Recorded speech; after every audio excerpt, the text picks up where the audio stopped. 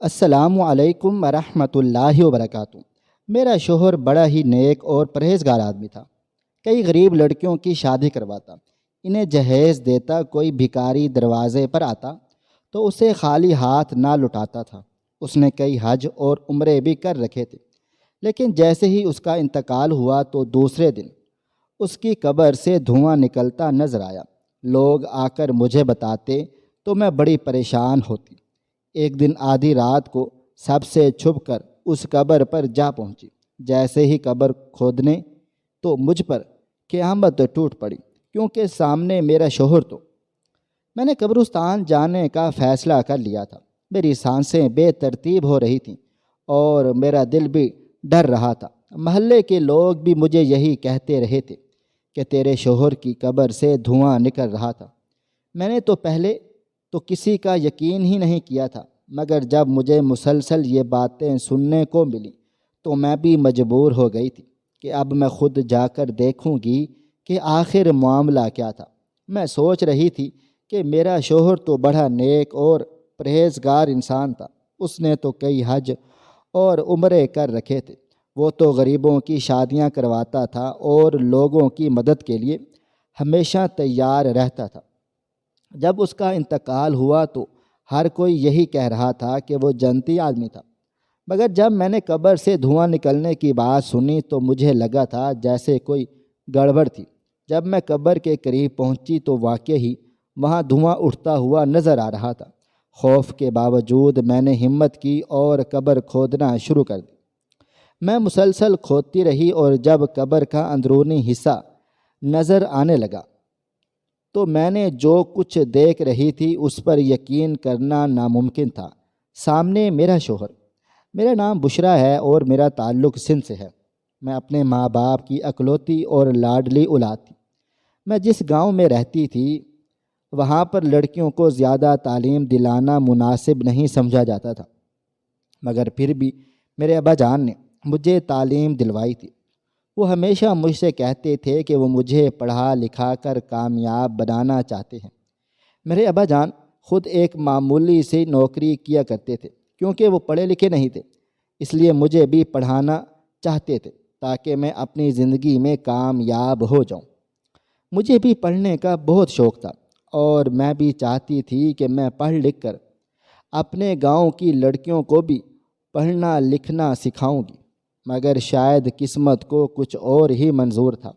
جب میں 8ویں کلاس میں تھی تب میرے ابا جان کا انتقال ہو گیا تھا اور وہ مجھے اماں کے ساتھ بھری دنیا میں تنہا چھوڑ کر چلے گئے تھے۔ ابا جان کے گزر جانے کے بعد گھر کا خرچہ پورا ہوتا ہی نہیں تھا، اس لیے میں نے اپنی تعلیم ادھوری ہی چھوڑ دی اور اماں کے ساتھ گھرداری سیکھنے میں لگ گئی تھی۔ گھر چلانے کا کوئی ذریعہ نہ تھا، اس لیے اماں نے محلے کے گھروں میں چھوٹے موٹے کام کاج کرنا شروع کر دیے تھے۔ محلے کے لوگ بھی ہمارے گھر کے حالات سے بہت اچھی طرح سے واقف کار تھے، اس لیے ان سے جتنا بھی ہوتا تھا وہ ہماری مدد کر دیا کرتے تھے۔ محلے کے لوگ ہماری عزت کرتے تھے، اس لیے ہمارا گزارا ہونے لگا تھا۔ جب میں 15 سال کی ہوئی تو اماں جان نے میرے لیے رشتہ ڈھونڈنا شروع کر دیا تھا، کیونکہ وہ میری ذمہ داری سے بہت جلد فارغ ہو جانا چاہتی تھی۔ میں بھی کم عمر تھی، جیسا اماں جان مجھے کہتی میں ان کی بات کو مان لیا کرتی تھی۔ مجھے بھی یہی بہتر لگا تھا کہ شاید اماں مجھے جلد ہی رخصت کر دینا چاہتی ہیں، مگر ایک مسئلہ تھا کہ اماں مجھے دوسرے ماں باپ کی طرح ڈھیر سارا جہیز نہیں دے سکتی تھی، اور جہیز کے بغیر تو کوئی بھی مجھے اپنانے کے لیے تیار ہی نہیں ہو رہا تھا۔ اماں جان ہر روز پریشان رہتی اور ابا کو یاد کر کے روتی رہتی۔ مجھ سے اماں جان کا رونا دیکھا نہیں جاتا تھا۔ پھر ایک دن ہمارے گھر ایک ارسل نام کے ایک لڑکے کا رشتہ آ گیا۔ ارسل اور میری عمر میں 8 سال کا فرق تھا، مگر اماں کو ارسل کا رشتہ میرے لیے بہت مناسب لگ گیا تھا، کیونکہ اس کے گھر والوں نے ہم سے جہیز وغیرہ نہیں مانگا تھا اور وہ لڑکا اپنی بہن کے ساتھ ہی رہتا تھا۔ اماں جان کو لگا تھا کہ اگر میری شادی ارسل سے ہو جائے گی تو میرا سسرال بھی نہیں ہوگا اور جہیز بھی نہیں دینا پڑے گا۔ میں اس وقت 18 سال کی تھی جب اماں نے ارسل کے ساتھ میرا رشتہ طے کر دیا تھا۔ میں بھی خوش تھی کیونکہ میرا رشتہ طے کرنے کے بعد اماں مطمئن ہو گئی تھی اور وہ اپنی ساری پریشانیاں بھول کر شادی کی تیاریوں میں لگ گئی تھی۔ تیاریاں کیا کرنی تھیں؟ ان سے جتنا ہو سکا تھا انہوں نے میرے لیے سامان بنانا شروع کر دیا تھا۔ ارسل کی خواہش تھی کہ شادی سادگی سے کی جائے کیونکہ ہمارا مذہب شادی بیاہ کے موقع پر فضول خرچیوں کی اجازت نہیں دیتا۔ ارسل کی بات سن کر اماں بھی بہت زیادہ خوش ہو گئی تھی اور ان کو تسلی ہوئی تھی کہ ان کا ہونے والا داماد ایک مذہبی لڑکا تھا۔ میری اور ارسل کی شادی نہایت سادگی سے ہو گئی تھی اور میں رخصت ہو کر اس کے گھر کو آ گئی تھی۔ ارسل کا اپنا بزنس تھا۔ میری شادی کے کچھ عرصے بعد ہی ارسل کی بہن نائلہ پردیس چلی گئی تھی کیونکہ اس کی شادی پردیس میں ہوئی تھی اور وہ صرف ارسل کی وجہ سے ہی پاکستان میں رہتی تھی۔ ارسل بے شک مجھ سے عمر میں بہت بڑا تھا مگر وہ میرا بہت زیادہ خیال رکھتا تھا۔ میں اس کے ساتھ بہت اچھی زندگی گزار رہی تھی مگر رفتہ رفتہ اس کا رویہ بدلنے لگا تھا۔ وہ بات بات پر بھڑک اٹھتا تھا اور میرے ساتھ جھگڑنے لگ جاتا۔ جب میں نے اماں جان سے اس بارے میں بات چیت کی تو اماں جان نے مجھے سمجھانے لگی کہ وہ بیچارہ سارا دن کام کر کے تھک جاتا ہے، شاید کہ اس لیے تلخ ہو جاتا ہے۔ ارسل کا رویہ دن بدن مزید بگڑتا ہی چلا جا رہا تھا۔ پہلے تو وہ چھوٹی چھوٹی باتوں پر الجھتا تھا مگر پھر وہ چیخنے چلانے کے ساتھ ساتھ ہاتھ بھی اٹھانے لگا تھا۔ میں نے شروع میں یہ سب کچھ برداشت کر لیا تھا کیونکہ اماں جان نے سمجھایا تھا کہ مرد تھک ہار کر گھر آتا ہے تو اس کے مزاج میں سختی آ ہی جاتی ہے، مگر جیسے جیسے وقت گزرتا گیا تھا میں نے محسوس کیا تھا کہ ارسل کی یہ سختی کسی تھکن کا نتیجہ نہیں بلکہ اس کی فطرت کا حصہ تھی۔ ارسل پہلے کام سے گھر آ کر مجھ سے حال چال پوچھتا تھا اور میرے ساتھ بیٹھ کر کھانا بھی کھاتا تھا، مگر پھر وہ اکثر دیر سے گھر آتا اور سیدھا اپنے کمرے میں چلا جاتا تھا۔ جب میں اس سے کچھ پوچھتی تو وہ غصے سے مجھے جھڑک دیتا تھا۔ میں کئی بار سوچتی تھی کہ شاید میں نے ہی کوئی غلطی کی ہوگی مگر ایسا بھی کچھ نہ تھا کیونکہ اس کا یہ تلخ رویہ میرے ساتھ ہی تھا۔ باقی سب لوگوں سے وہ ہمیشہ نرمی اور پیار محبت سے ہی پیش آتا تھا۔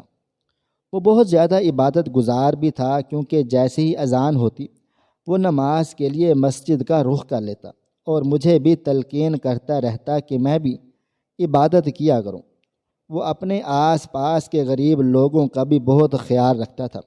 اگر کبھی کوئی ضرورت مند ہماری چوکھٹ پر آ جاتا تو وہ اس کو خالی ہاتھ نہ لوٹاتا تھا۔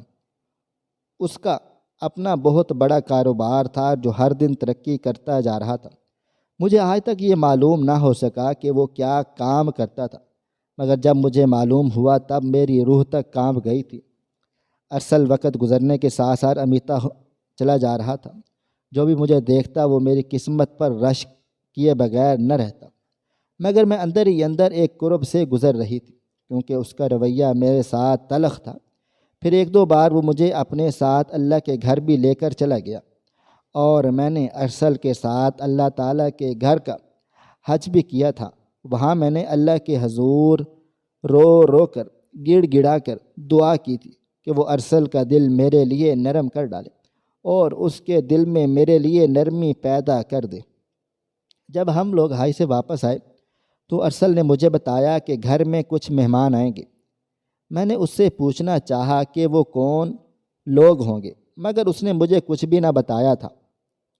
مگر کچھ ہی دن گزرے تھے جب میرے گھر میں دو نوجوان اور خوبصورت حسین و جمیل لڑکیاں آئیں۔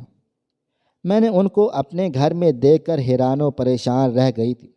تب ارسل مجھے کہنے لگا تھا کہ وہ دونوں غریب لڑکیاں تھیں اور وہ دونوں کو اس نے ہی اپنے گھر پر بلایا تھا کیونکہ وہ ان کی شادی کروانے والا تھا اور ان کو بہت سا جہیز بھی دیا تھا۔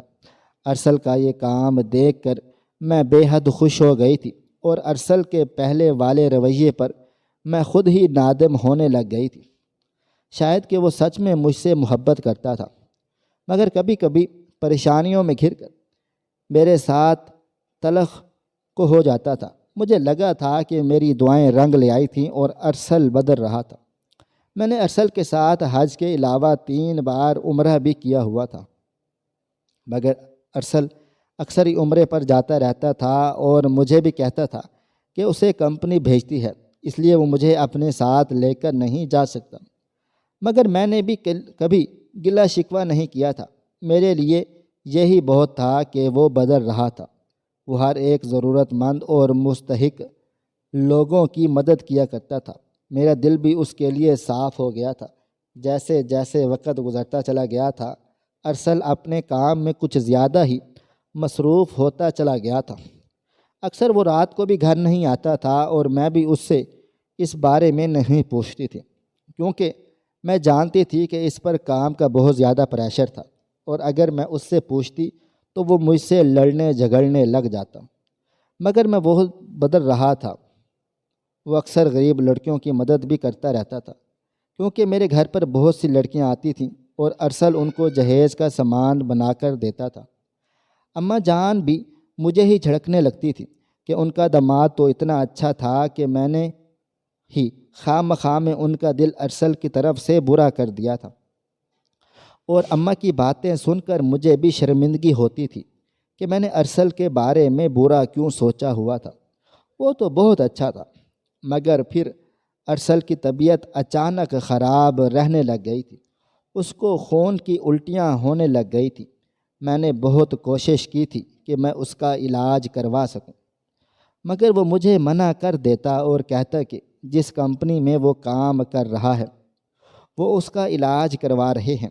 میں مطمئن تو ہو گئی تھی، لیکن ارسل کی طبیعت سنبھلنے کا نام ہی نہیں لے رہی تھی۔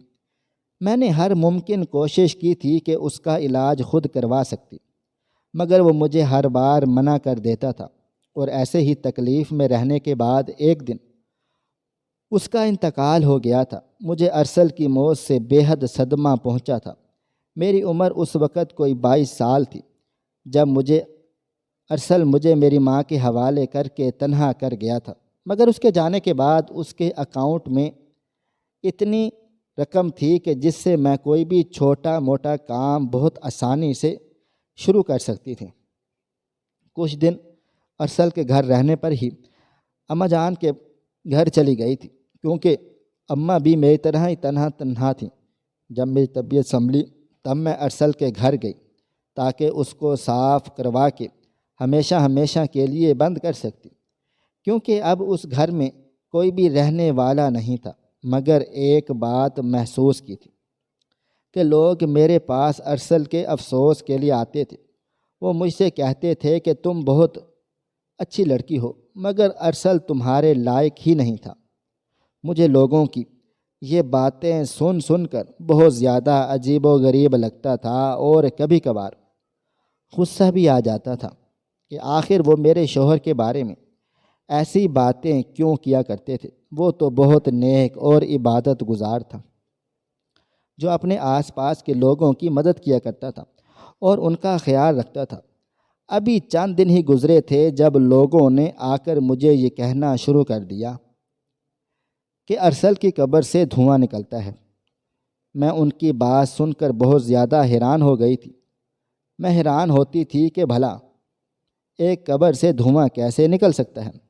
اس کے برعکس جن لوگوں کے ساتھ ارسل نے بھلائی کی تھی وہ اکثر مجھ سے آ کر ارسل کی تعریفیں کیا کرتے تھے اور کہتے تھے کہ تمہارا شوہر تو بہت نیک آدمی تھا، جو ہم جیسے غریبوں کی مدد کیا کرتا تھا۔ وہ تو جنتی تھا اور ہم ہمیشہ کے لیے اس کے لیے دعا کریں گے۔ مجھے لوگوں کی سمجھ ہی نہیں آتی تھی کہ کچھ لوگ آ کر ارسل کو برا بھلا کہتے تھے اور کچھ آ کر اس کی تعریفیں کیا کرتے تھے اور اس کو دعائیں دیتے نہیں تھکتے تھے۔ آخر یہ ماجرا کیا تھا؟ اور پھر لوگوں نے مشہور کرنا شروع کر دیا تھا کہ ارسل کی قبر سے دھواں نکلتا تھا۔ جب لوگوں نے دھوئیں والی بات کو زیادہ ہی پھیلانا شروع کر دیا تو مجھے بھی تجسس ہونے لگا تھا کہ آخر ایسا بھی کیا تھا جو اس کی قبر سے لوگوں کو دھواں نظر آتا تھا۔ تب ایک دن میں نے فیصلہ کر لیا اور قبرستان کی طرف چل پڑی تھی، تاکہ جا کر خود دیکھ سکتی کہ لوگوں کی بات سچ تھی یا صرف افواہیں ہی تھیں۔ میں ہمت کر کے قبرستان کی طرف چل تو پڑی تھی، مگر میرا دل اندر سے ڈر رہا تھا۔ رات کے اندھیرے میں اکیلی چلتی ہوئی میں جا کر ارسل کی قبر کے سامنے جا کھڑی ہوئی تھی، اور اس کی قبر سے اٹھنے والے دھوئیں کو دیکھ کر مجھے لوگوں کی باتوں کا یقین ہو گیا تھا کہ وہ محض افواہیں ہی نہیں تھیں بلکہ حقیقت تھی۔ مگر میں سب کچھ جاننا چاہتی تھی، تبھی میں نے اس قبر کی کھدائی شروع کر ڈالی تھی، تاکہ میں دیکھ سکتی کہ دھواں کہاں سے اور کیوں نکل رہا تھا۔ میں مسلسل کھودتی رہی تھی، اور جب قبر کا اندرونی حصہ نظر آنے لگا تو میں جو کچھ دیکھ رہی تھی اس پر یقین کرنا ناممکن تھا۔ سامنے میرے شوہر کی لاش ویسی نہیں تھی جیسی وہ دفنائی گئی تھی۔ اس کے چہرے پر اذیت کے آثار تھے، اس کی آنکھیں باہر کو نکلی ہوئی تھیں، اس کے ہونٹ خوف سے کھلے ہوئے تھے، اور اس کے جسم پر آتش زدہ نشانات موجود تھے، جیسے اسے اندر ہی اندر آگ میں جھلسایا جا رہا تھا۔ یہ سب کچھ دیکھ کر میں لرز گئی تھی، میری چیخ نکلتے نکلتے رہ گئی تھی۔ مجھے کچھ بھی سمجھ میں نہیں آ رہا تھا کہ وہ سب کیا تھا۔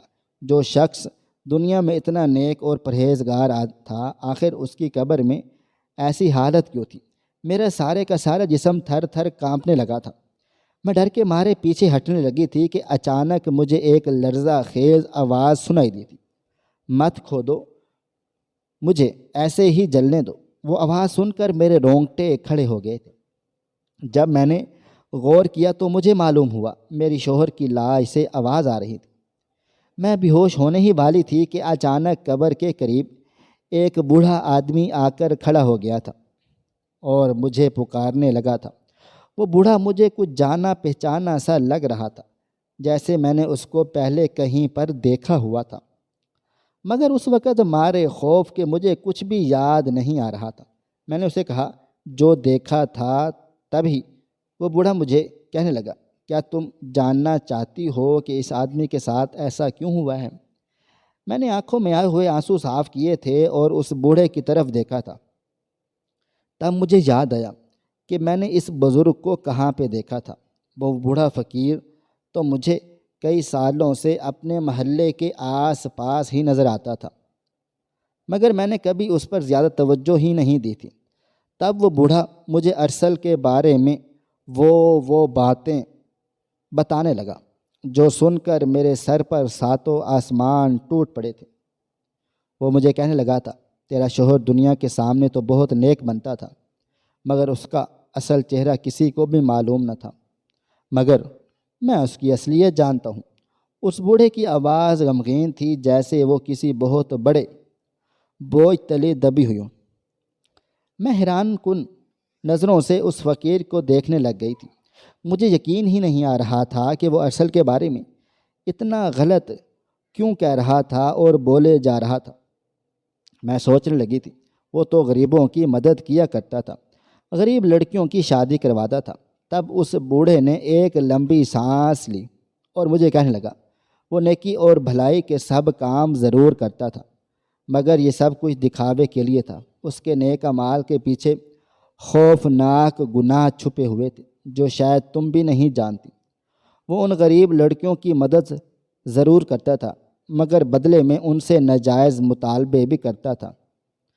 وہ جن بے سہارا لڑکیوں کی شادیاں کرواتا تھا، وہ پہلے ان کے ساتھ زبردستی کیا کرتا اور پھر انہیں ڈرا دھمکا کر خاموش کروا دیتا تھا۔ تب مجھے یاد آنے لگا تھا کہ جو لڑکیاں میرے گھر پر آتی تھیں وہ ہمیشہ اکیلی ہی ہوتی تھیں۔ اگر وہ ضرورت مند ہوتیں تو اکیلی بھلا کیوں آتی؟ ان کے ساتھ ان کا کوئی رشتہ دار تو آتا۔ مگر اس بوڑھے نے یہیں پر بحث نہیں کی تھی۔ وہ مزید مجھے بتانے لگا تھا کہ جو بھکاری ہمارے در پر آتے تھے، ان میں سے کئی عورتوں کو ارسل اپنے گھناؤنے مقاصد کے لیے استعمال کیا کرتا تھا۔ مسجد میں بیٹھ کر وہ تسبیحوں کو گھماتا تھا، جو در حقیقت اپنے گناہوں کو چھپانے کے لیے ایک نقاب کو اوڑھتا تھا۔ اس بوڑھے کی باتیں سن کر میری آنکھوں کے سامنے اندھیرا چھانے لگا تھا۔ میرا دل چیخ چیخ کر کہہ رہا تھا کہ وہ سب جھوٹ تھا، میرا شوہر ایسا بالکل بھی نہ تھا جیسا کہ وہ بوڑھا مجھے بتا رہا تھا۔ میں نے صاف صاف انکار کر دیا تھا، نہیں نہیں، میرا شوہر ایسا نہیں ہو سکتا۔ مگر تب وہ بوڑھا ایک تلخ مسکراہٹ کے ساتھ مجھے کہنے لگا کہ اگر تمہیں یقین نہیں آتا تو جا کر اس کے وہ کمرے دیکھ لو جہاں وہ لڑکیوں کو رکھتا تھا، وہاں تجھے ایسے ایسے راز ملیں گے جنہیں دیکھ کر تیرا دل پھٹ جائے گا۔ تب میرے دل میں ایک جھماکا ہوا تھا۔ میں نے نہ تو کبھی ان لڑکیوں سے کبھی کوئی بات چیت کی تھی اور نہ ہی کبھی میں نے ان میں سے کسی کے نکاح میں شرکت بھی کی تھی، کیونکہ ارسل نے مجھے اس سے زیادہ کبھی کچھ بتایا ہی نہیں تھا۔ میں بھاگتی دوڑتی ہوئی گھر کو واپس چلی آئی تھی اور وہ بند کمرے کھولنے لگ گئی تھی جن کو میں نے گھر کی صفائی کے دوران بھی نہیں کھولا تھا، کیونکہ ان کمروں کی میرے پاس کبھی کوئی چابی رہی ہی نہیں تھی۔ جیسے ہی میں نے ان کمروں کے دروازے کھولے تو اندر کا منظر دیکھ کر میرا دم گھٹنے لگا تھا۔ ان کمروں میں پرانی چارپائیاں، پھٹے ہوئے کپڑے، عورتوں کے ٹوٹے ہوئے زیورات اور کچھ خون کے دھبے بھی موجود تھے۔ میں دیوانہ وار ان کمروں کی ہر ایک چیز کو دیکھنے لگی تھی۔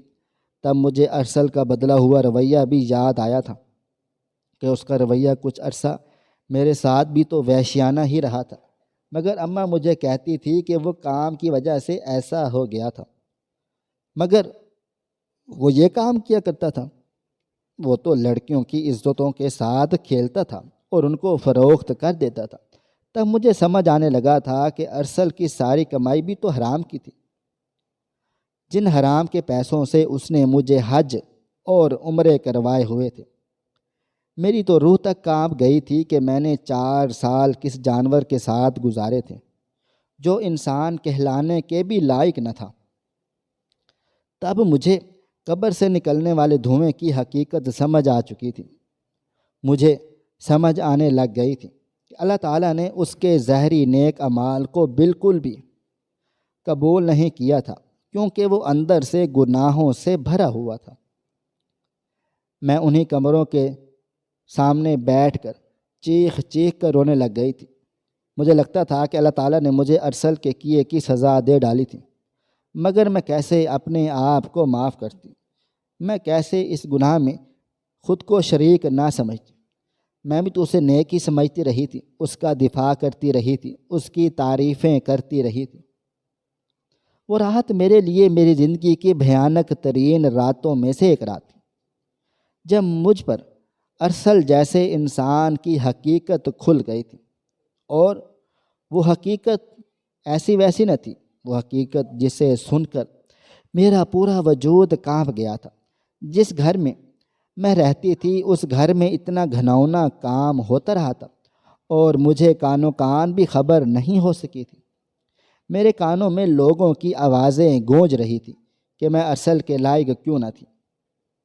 میں نے اپنے کانوں پر ہاتھ رکھ لیے تھے، مگر وہ آوازیں میرے ذہن میں گونجتی رہ گئی تھیں۔